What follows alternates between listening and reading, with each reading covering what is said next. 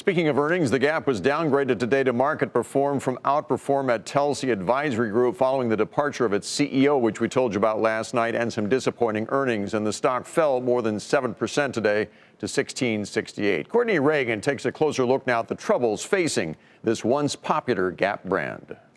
Gap was already in a period of transition, and it just got more complicated.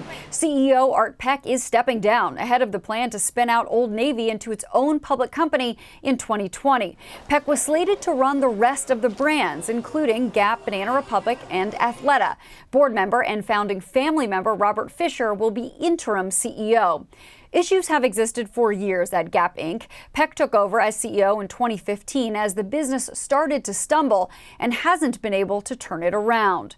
Shoppers have more choices than ever before, and there have been a number of merchandise stumbles by Gap Inc. brands, including at Old Navy, which had been the standout, though recently sales have begun to fall. It's time for a change in product, it's time for a change in thought process, and it's also time to consider the fact that nonstop promotions over the past several years have trained the consumer to never pay full price again. The apparel retailer also pre-announced disappointing third quarter results and lowered its full year forecast.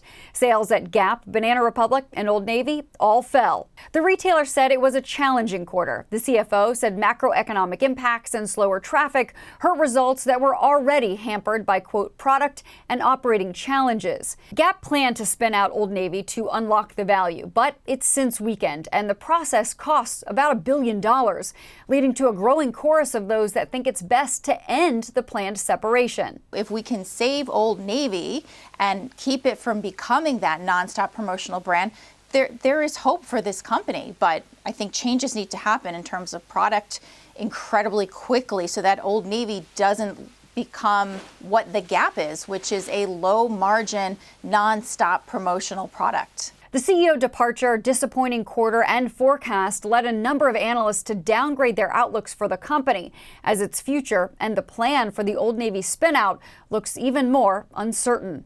For Nightly Business Report, I'm Courtney Reagan.